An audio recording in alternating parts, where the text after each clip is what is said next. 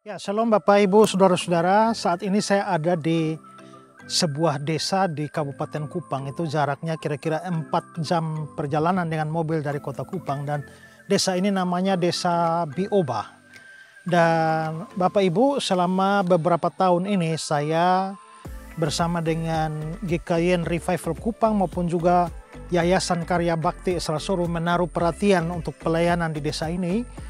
Dan di sini kami membangun sebuah sekolah ya untuk anak-anak SD, sekolah berasrama, dan juga mau membangun sebuah gedung tempat ibadah untuk orang-orang Kristen di tempat ini. Dan saudara, kalau saudara melihat di belakang ini adalah gedung sekolah yang kami sudah selesai membangun dengan 6 ruangan dan masih dipergunakan untuk murid-murid dari kelas 1 sampai kelas 4, sementara 2 ruangannya dipakai untuk menjadi asrama buat anak-anak. Jadi di sekolah berasrama untuk anak-anak yang dilayani oleh Bapak dan Ibu Daniel yang sangat berpengalaman di dalam pelayanan berasrama. Nah, anak-anak yang menjadi murid-murid di dalam sekolah ini datang dari desa-desa sekitarnya, dan kami berharap bahwa ke depan itu ada menjadi pusat pendidikan Kristen di tempat ini. Sementara itu juga saudara, kami mau berencana membangun satu gedung kebaktian karena jemaat di sini belum mempunyai tempat kebaktian. Kalau saudara lihat, ini sudah ada tiang-tiang yang berdiri, dan kalau saudara lihat tenda biru di sana, itu kami masih beribadah atau masih berbakti setiap hari Minggu di bawah tenda ini, dan menjadi problem besar kalau hujan turun ya. Nah, karena itu kami sudah berencana untuk membangun gedung ini. Mulai minggu ini kita sudah membangun dengan tiang-tiang ini, dan setelah itu tahap berikut akan atap supaya jemaat bisa beribadah di tempat ini ya. Nah, ini kami dari Kupang bersama-sama dengan jemaat di tempat ini, dan pembangunan segera kami percepat karena dalam cuaca hujan semacam ini kasihan kalau jemaat berbakti lalu harus kehujanan.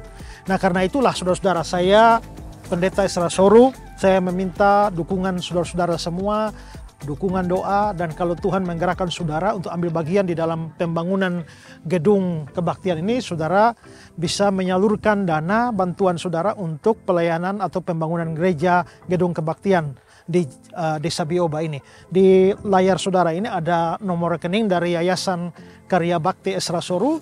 Silakan saudara berdonasi di sana dan memberikan catatan untuk pembangunan gedung ibadah di Desa Bioba, Kabupaten Kupang ya.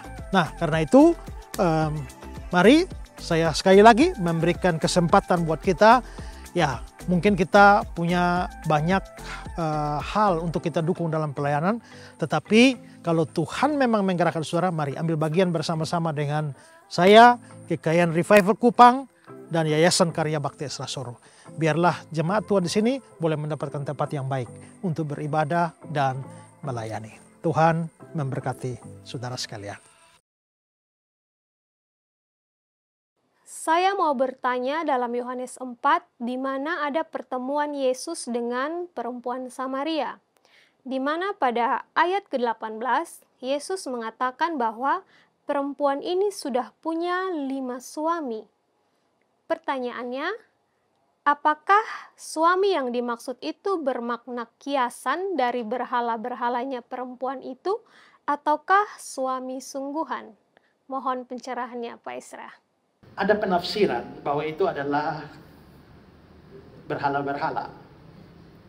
Tapi begini, apa dasar untuk menganggap bahwa kata suami di sana itu bukan harfiah? Ya, itu jadi soal. Kita akui bahwa di dalam Alkitab kadang-kadang ada kata-kata yang harfiah, ada yang simbolis, ada yang figuratif, kiasan. Tapi cerita Yohanes pasal 4, alur ceritanya itu alur cerita harfiah. Sehingga bagaimana tiba-tiba diartikan berbelok kepada sesuatu yang figuratif. Dasar apa untuk menganggap itu? Atau sesuatu yang simbolis? Saya tahu ada penafsiran demikian, tapi menurut saya dari nafas narasinya itu tidak memungkinkan untuk membuat penafsiran simbolis ke sana.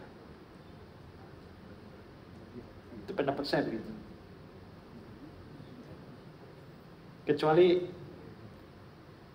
Bapak tahu apa dasar mereka dengan penafsiran simbolis, nah, itu baru kita bahas. Tapi kalau menurut saya melihat alur narasinya tidak bisa ditafsir begitu.